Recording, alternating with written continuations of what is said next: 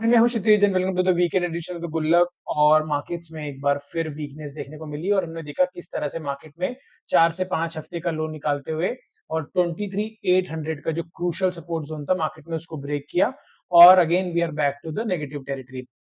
Now for the expiry, last week we anticipated that the Nifty should respect 24,200 and 24,000 zone, which it respected till the expiry. But post expiry we saw जो false breakout आया था 17 जुलाई को, market ने उसको एक तरह से trap candle बोल सकते हैं। उसके बाद मार्केट में एक वन वे फॉल देखने को मिला। खैर, ब्रॉडर व्यू को अब देख लेते हैं कि निफ्टी का अभी की पोजीशनिंग क्या है, ब्रेड्थ कैसी है, एफआईआई डेटा किस तरह का। ये तो हमारा रेगुलर है जो हम व्यू करते हैं और उसके बेसिस पे एक असेसमेंट करते हैं। उसके बाद ये 2-3 हफ्ते बहुत क्रूशियल है और खास करके ये हफ्ता, क्योंकि इसमें हमें मेगा कैप्स जो यूएस के उनकी अर्निंग्स आने वाली है, खास करके माइक्रोसॉफ्ट, अमेजॉन और मेटा। टेस्ला का हमने देखा, टेस्ला की अर्निंग्स आई और गूगल की अर्निंग आई, तो टेस्ला की अर्निंग्स में एआई एक्सपेंडिचर पे जो उनका जो आउटलुक आया और उसको मार्केट ने थोड़ा सा स्पूक हो गया है और कम से कम 10 से 15% का करेक्शन स्टॉक में दिखा गया। और गूगल का भी जो एक्सेसिव केपेक्स ना हुआ उसको भी मार्केट ने नेगेटिवली लिया है इन द शॉर्ट टर्म। अब नेक्स्ट वीक ऑल्सो भी है मेगा कैप अर्निंग्स, तो उसका किस तरह से सेंटिमेंट का हमें हम पे रिएक्शन पड़ता है, बिकॉज यूएस का हमसे 1:1 कोरिलेशन नहीं है, बट अगर सेंटिमेंट उधर नेगेटिव हो जाता है तो we will also tune in to the market sentiment globally. और क्रूड ऑयल भी इस बार $100 के ऊपर सस्टेन हुआ because of the rising tension geopolitical जो भी चल रहा है। तो इस वीक बहुत क्रूशियल इवेंट्स है, जैसे कि फेड मीटिंग है और फिर आपके मेगा कप्स अर्निंग है, तो ये बहुत ही क्रूशियल वीक होने वाला है। और अगर इसमें हमने इस वीक के अंदर हमने 23,550 या 600 के लो को प्रोटेक्ट नहीं किया तो वी मे गो डाउन, और वहां से रिकवरी आई तो आएगी, वो देखने को मिलेगा। बट लेट्स सी कि किन किन चीजों का ध्यान रखना है और ब्रॉडर सेंटिमेंट किस तरह का है। तो we'll start with the Nifty's weekly chart और फिर चालू करते हैं, ठीक है। Now if we look at the weekly chart, तो वीकली चार्ट पे जैसे कि मैंने बोला पिछले 4-5 हफ्तों के लो के नीचे मार्केट निकल गया है, विच इज 23,800। तो शॉर्ट टर्म में जो है वीकनेस बन गई है, क्योंकि सारे मूविंग एवरेजेस जैसे कि देख रहे हैं 10, 20, 50, इन सब के नीचे मार्केट निकल गया है। ये ब्रॉडली थोड़ा सा सेंटिमेंट डेंट करता है। और अगर मार्केट ने 23,556 या 550 के नीचे की क्लोजिंग दे दी तो ये सेंटिमेंट और खराब हो सकता है। तो फिलहाल वीकली चार्ट से ये लगने देखने को मिल रहा है कि मार्केट को 24,571 ये जो जोन है मार्केट के लिए, इसका रेजिस्टेंस साबित हो रहा है। और ये इंपॉर्टेंट क्यों है, बिकॉज ये आपका बजट डे का लो है। यहाँ से यहाँ पे यूनियन बजट अनाउंस हुआ था, उसके कारण मार्केट इस लेवल को डिसाइसिवली रिक्लेम नहीं कर पा रहा है। इसके ऊपर ही मार्केट में अगर गैप से खुलेगा तभी मुझे लगता है कोई ऐसा अनाउंसमेंट होगा। तो ये गैप से जब मार्केट खुलेगा उसी के बाद मार्केट का सेंटिमेंट इंप्रूव होगा, ठीक है। Now if you look at the daily chart देख लेते हैं शॉर्ट टर्म ट्रेडर्स के लिए, जिनका होराइजन एक हफ्ते का रहता है या 10 दिन 15 दिन का रहता है स्विंग ट्रेडिंग वगैरह के लिए। सो देख लेते हैं, वहाँ क्लियरली दिख रहा है कि मार्केट एक बार फिर ये सपोर्ट जोन में आ गया है, ठीक है। और क्लोजिंग यहाँ पे हुई है, तो हो सकता है मार्केट में आपका नेक्स्ट लेवल ऑफ रेजिस्टेंस ये है। अगर मैं मार्क करके चलूं, for the time being with this zone will act as an immediate resistance now. Okay, 23, 24, 50 का ये जो जोन है, ठीक है, this zone will act as immediate resistance, ठीक है। पूरा ये एक जो जोन बनेगा ये वाला, ठीक है, यहाँ पे जब तक मार्केट रिक्लेम नहीं करता है तो ये मान के चलिए शॉर्ट टर्म सेंटिमेंट में कोई रिवाइवल नहीं आने वाला है। और जितना मार्केट 23,800 के नीचे ट्रेड करेगा उतना वीकनेस बढ़ने की प्रोबेबिलिटी ज्यादा है। सो अनलेस मार्केट इस लो ये लो जोन को 23,800 को वापस रिक्लेम नहीं करता, खास कर का ये लो इंपॉर्टेंट क्यों है, क्योंकि इस दिन यूएस और ईरान पीस डील की अनाउंसमेंट हुई थी और आप देखेंगे ब्रॉडली जून महीने से ही मार्केट उसके ऊपर ट्रेड कर रहा था, डिफेंड कर रहा था उसको। लेकिन हमने देखा फ्राइडे को एक शार्प सेलिंग आई और मार्केट उसके नीचे क्लोज हुआ है फाइनली। कहने को ये कह सकते हैं कि ये गैप फिल हो गया है, गैप फिल हो गया, ये सबको पता है, लेकिन क्या मार्केट इस गैप फिल के बाद इस लेवल को प्रोटेक्ट करता है कि नहीं करता है, ये देखना जरूरी होगा। अगर मार्केट इसके नीचे निकलता है तो लॉन्ग टर्म इन्वेस्टर्स के लिए बहुत अच्छी अपॉर्चुनिटी वापस आ जाएगी to accumulate Nifty at lower levels around this zone. यहाँ तक आता है तो मतलब 23,000 एंड बिलो, तो बहुत अच्छी अपॉर्चुनिटी होगी फॉर लॉन्ग टर्म इन्वेस्टर्स। नहीं आता है तो बात अलग है, यहाँ पे भी आप थोड़ा इन्वेस्टिंग कर सकते हैं। अगर लगता है कि नहीं थोड़ा है, थोड़ा थोड़ा टुकड़ों में यहाँ डाल सकते हैं, थोड़ा टुकड़ों में यहाँ डाल सकते हैं। तो जिस तरह से आपको अपना रिस्क एपिटाइट है, ये लॉन्ग टर्म इन्वेस्टर्स की बात कर रहा हूँ। शॉर्ट टर्म ट्रेडर्स के लिए जिनका होराइजन सिर्फ एक 10-15 दिन का है, उनके लिए ये लो और ये स्विंग लो इंपॉर्टेंट है। इसके नीचे आप वीकनेस प्लान कीजिएगा। अदरवाइज अगर मार्केट इस लो को डिफेंड कर जाता है 23,550 तो मार्केट में एक रिबाउंड देखने को मिल सकता है। Now price action can be किस तरह का बनता है ये देखते हैं, इस तरह का कुछ बनता है या फिर वंस अगेन वी सी कि मार्केट यहाँ से एक बार फिर ऊपर जाके यहाँ पे एक एम पैटर्न बना के इस तरह का एक ब्रेकडाउन देता है। सो इन ऑल प्रोबेबिलिटी यहाँ पे फ्लैग बन सकता है फिर उस तरह से देखेंगे तो इन ऑल प्रोबेबिलिटी इन्वेस्टर्स के लिए अगर यहाँ से लोअर लेवल देखने को मिलते हैं तो एक सेंटिमेंट मतलब इन्वेस्टमेंट अपॉर्चुनिटी अच्छी बन सकती है, ठीक है। Now supporting the weak price action and the negative closing on Nifty below 5 weeks low is the breadth analysis. Breadth analysis में हम क्या देखते हैं कि निफ्टी के कितने स्टॉक्स 50 दिन के एवरेज के नीचे ट्रेड कर रहे हैं। 50 दिन क्यों? बिकॉज लगभग एक क्वार्टर कवर हो जाता है उसमें। तो अब ये रीडिंग देखेंगे तो लास्ट वीक ये 55% वगैरह के ऊपर चल रही थी, now we have a 44% reading. तो अगर मार्केट ये 50% के थ्रेशोल्ड को वापस रिक्लेम नहीं करता है तो ये वीकनेस बढ़ेगी और मार्केट फिर लोअर लेवल पे आएगा, तो यहाँ पे वीकनेस बढ़ सकती है। तो ब्रेड्थ के डेटा से भी वीकनेस अलाइंड हो रही है, ठीक है, मार्केट का sentiment. Now what else we monitor, अगर ये नहीं, अभी देखिए निफ्टी का मैंने जो ये पीक है ये ड्रॉ किया है लगभग सितंबर 2024 से मैं ये डेटा ट्रैक कर रहा हूँ।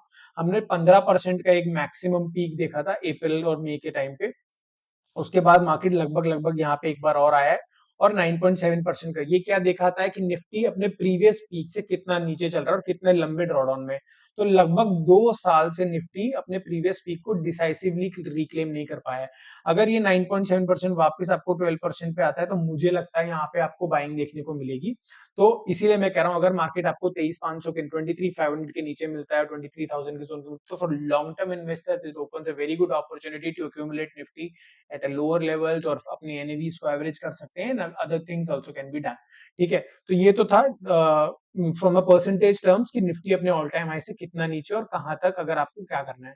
Now let's look at the derivatives data. Derivative data से हमें क्या समझ में आता है कि निफ्टी की ब्रॉडर पोजिशनिंग इंस्टीट्यूशनल एक्टिविटी से डेरिवेटिव मार्केट में कैसे है। ये क्यों देखते हैं?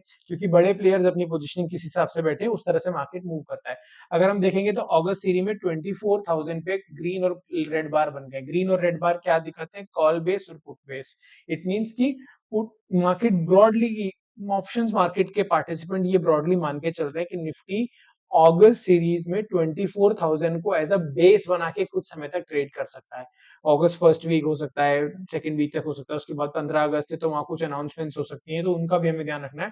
For a broader time market ये एंटिसिपेट कर रहा है कि 24,500 700 ऑन द अपसाइड एंड 23,500 और 400 on the downside. Market broadly इस रेंज में थोड़ा टाइम बिता सकता है और स्पेंड कर सकता है। तो 23 इसीलिए कह रहा हूँ 23,500 के नीचे मिलता है, so it's a good opportunity for the long term investors. फिलहाल के लिए मार्केट का सिग्नल है as a consolidation 24,000। Now let's look at the takeaway. Takeaway last week मैंने बोला था कि शॉर्ट टर्म में पॉजिटिव है फॉर द एक्सपायरी का, वो शॉर्ट जो हमारा शॉर्ट टर्म ट्रेंड होता है और शॉर्ट टर्म टेक अवे होता है वो एक्सपायरी तक के लिए वैलिडिटी नेक्स्ट ट्यूसडे हो जाती है। तो अभी मेरा जो ये है बेसिकली ये असेसमेंट है कि जो 17 जुलाई का फेल्ड ब्रेकआउट हुआ, फेल्ड ब्रेकआउट का मेरा ऐसा रीडिंग रहता है वो बहुत ही डेंजरस हो जाता है और उसमें बहुत सारे लोग ट्रैप हो जाते हैं जैसे कि इस बार हम देखने को मिल रहा है। सो उसका एक सेंटिमेंट ट्यूसडे तक रह सकता है, मंथली एक्सपायरी, तो वॉलिटिलिटी ज्यादा रहेगी। इसका मतलब ये कि market can face resistance around 24,050 और 24,100 और डाउन साइड में आपका 550 तक का सपोर्ट है। अगर उसकी ये रेंज ब्रीच होती है तो ये व्यू इनवैलिडेट हो जाएगा। ब्रॉडली ये रेंज लग रही है मुझे फॉर दी मंथली एक्सपायरी। लेकिन जैसे मैंने बोला अगर 23,500 ब्रीच होता है तो एज एन इन्वेस्टर आपके लिए अच्छी अपॉर्चुनिटी है। और लॉन्ग टर्म जो मैंने शुरुआत से बोला हुआ है कि जो मेरा लॉन्ग टर्म ट्रेंड है निफ्टी का वो रेंज बाउंड है, because it's a non trending thing. तो नीचे आएगा तो आपको ऑब्वियसली एक्यूमुलेट करने का सोचना चाहिए, ऊपर जाएगा तो आपको पार्टिसिपेट कम करना चाहिए, ठीक है। This is my reading for the short term and long term. FIS की पोजिशनिंग भी देख लेते हैं, क्या इनका सेंटिमेंट चेंज हुआ है कि आफ्टर सो मच ड्रॉडाउन और volatility in the Korean and Japan markets. I think they are still better off. Not, मैं ये नहीं कहूंगा कि सेंटिमेंट चेंज हो गया, आप डायरेक्शन देख लीजिए मार्केट का। आप देखेंगे तो मार्च से जो सेलिंग शुरू हुई है अप्रैल में जाके और जुलाई में जाके वो थोड़ी कम हुई है। और ये हमने जुलाई की सीजनैलिटी डिस्कस करी थी। सीजनैलिटी क्या होता है कि एवरेज अगर आप देखेंगे 2008 से, तो जुलाई मंथ इंडियन मार्केट्स के लिए कैसा रहा है? वो लार्जली पॉजिटिव रहा है। तो उस कंडीशन को देखते हुए इन्होंने सेलिंग कम करी है। दैट मीन्स की सेंटिमेंट नेगेटिव ही है, सेलिंग कम हुई है, इसलिए हम हायर लेवल पे सस्टेन कर रहे हैं और इंट्राडे में वॉलिटिलिटी बनी हुई है, बट लोअर लेवल ज्यादा नहीं जा रहे हैं। सो एफआई एक्चुअली डेट मार्केट में इन्होंने बाइंग अच्छी करी है और फ्रीक्वेंट बाइंग नहीं कर रहे हैं, बट पॉकेट्स में इनकी बाइंग ऑब्जर्व हो रही है। So we can safely say that FIs का सेंटिमेंट यहाँ से थोड़ा कमजोर कम हुआ है, चेंज नहीं हुआ है। So FIIs still remain net seller और लगभग लगभग इन्होंने जुलाई सीरीज में भी 17,000 करोड़ से ऊपर की बिकवाली करी है। हालांकि 2.5 टाइम्स लाइक 30,000 करोड़ तक का हम देख रहे हैं कि डीआईएस डोमेस्टिक इन्वेस्टर सपोर्ट कर रहे हैं। और ये देख लीजिए इसमें इनका इंडेक्स फ्यूचर्स का जो डेटा है, इंडेक्स फ्यूचर्स क्या दिखाता है कि डेरिवेटिव इनका इनकी डेरिवेटिव पोजीशनिंग क्या है। और आप देखेंगे तो इन्होंने मार्केट में 2.5 लाख से ऊपर के कॉन्ट्रैक्ट्स को शॉर्ट किया हुआ है। सिंपल भाषा में जैसे मैं हमेशा बताता हूँ वो ये कि शॉर्ट करना मतलब इनका व्यू उतना बुलिश नहीं है, मतलब they are tactically playing Indian markets पर, थोड़ा सा लॉन्ग किया, थोड़ा शॉर्ट किया, थोड़ा लॉन्ग किया, शॉर्ट किया, तो उससे क्या होता है मार्केट में इंट्रा डे वॉलिटिलिटी बहुत रहती है और उसमें एक रेंज में रह जाता है मार्केट। तो आप वो देख भी रहे हैं कि मार्केट ब्रॉडली एक रेंज में एज ए 24,000 को बेस बना के काम कर, ठीक है। So this is the FII reading for the Indian market. और ये तो हो गई बात कि अभी तक का कैसा था, आगे क्या हो एक्सपेक्टेशन है, क्या है। अब इवेंट्स देख लेते हैं। जैसे मैंने स्टार्टिंग में भी बोला, बहुत ही क्रूशियल वीक है from a data point of view, macro point of view और in fact earnings point of view. तो क्लस्टर ऑफ इवेंट्स अगर जिस हफ्ते में एक साथ आ जाए तो मान के चलिए बहुत बड़े मूव आपको देखने को मिल सकते हैं और वो ट्रेंड सेटिंग मूव भी हो सकते हैं। तो जैसे कि हम यूनाइटेड स्टेट्स में देख रहे हैं कि जीडीपी का डेटा आने वाला है, उनका एफओएमसी की मीटिंग है, जिसको ब्रॉडली आप 3.5 3 पॉइंट मार्केट ये एंटिसिपेट करके चल रहा है कि रेट्स अनचेंज रहेंगी। लेकिन इसमें ये देखना होगा कि इन्फ्लेशन हालांकि अभी तो एक्सपेक्टेशन से कम आया, लेकिन वो फेड के प्रेफर्ड नंबर से अभी भी हायर रेट पे ट्रेड कर रहा है। 2% की जो उनकी वो होती है उससे हायर ही ट्रेड कर रहा है। ट्रेड कर रहा है से मेरा मतलब है कि हायर रीडिंग आ रही है, प्रिंट हो रही है। Now crude is approaching $100 and crucially just ahead of the meeting of this मतलब फेड मीटिंग। और जहां पे ये इंपॉर्टेंट मीटिंग क्यों, क्योंकि लास्ट मीटिंग में केविन वॉर्ज जो उनके नए फेड चेयरमैन है, उन्होंने बोला था कि वो फेड में थोड़े चेंजेस कर रहे हैं कि किस तरह से डेटा को इंटरप्रेट करना चाहिए, फोरकास्टिंग नहीं करनी चाहिए। सो फेड जिस समय ये सब चीजें कर रहा है उस समय हम ये देख रहे हैं क्रूड एक बार फिर, और लास्ट टाइम भी यही हुआ था कि क्रूड मीटिंग के पहले $100 पहुंच जाता है। तो इस केस में अगर केविन वॉच की तरफ से ये आउटलुक आ जाता है कि नहीं, he is looking at least one rate cut और more than one rate cut, and तो उसमें मार्केट उसको वापस नेगेटिवली ले सकता है। Because currently market is pricing in one rate cut, but अगर इस कमेंट्री में हॉकिशनेस आती है, हॉकिशनेस से मतलब थोड़ा वो कहते हैं नहीं ये इन्फ्लेशन का प्रेशर ज्यादा है, अभी भी अनसर्टिनिटी बनी हुई है, सो रेट्स में बी हायर फॉर लॉन्गर, मतलब कि इंटरेस्ट रेट बढ़ी हुई रह सकती है इस रेंज में लंबे समय तक, तो मार्केट उसको नेगेटिवली लेगा और उसमें एंटिसिपेशन के ऊपर रिएक्ट करेगा। तो इसीलिए कह रहा हूँ उनकी टोन और टेनर देखना जरूरी है। और जो चेंजेस उन्होंने इंट्रोड्यूस किए थे लास्ट वीक 5 पॉइंट्स, जिसमें वो फेड की जो डॉट प्लॉट है यानी कि forecasting of the interest rates वगैरह ये सब का जो है वो उस पर क्या कमेंट करते हैं, मार्केट उसको कैसे एंटिसिपेट करता है, इन सब चीजों की कमेंट्री भी इंपॉर्टेंट हो जाएगी। I think we will react to his statements on Thursday morning which is the weekly I think monthly expiry of Sensex contract, ठीक है। तो केविन वॉच की पीसी इंपॉर्टेंट है। अगेन जीडीपी डेटा है और पीसीई डेटा है उनका inflation का, जो कि एक फेड का प्रेफर्ड गेज है कि किस तरह से वो सेंटिमेंट को मेजर कर रहे हैं, इन्फ्लेशन की रीडिंग को। तो वो भी एक इंपॉर्टेंट थर्सडे को ड्रॉप हो रहा है data in the US. Now earnings, now this is the main trigger. जैसे हमने देखा टेस्ला में 15% तक का करेक्शन देखा गया, फिर गूगल 5-6% निकल गया बिकॉज ऑफ कि भाई एग्रेसिव केपेक्स अनाउंस किया है और cash flow point of view से गूगल पे कंसर्न दिखाया गया। तो अब नेक्स्ट वीक तो मेजर अर्निंग्स आ रही हैं, सारी ही आ जाएंगी लगभग except the Nvidia, Microsoft, Meta, Apple and Amazon, और मतलब क्रूशल दिन पे है आफ्टर दिस निफ्टी एक्सपायरी।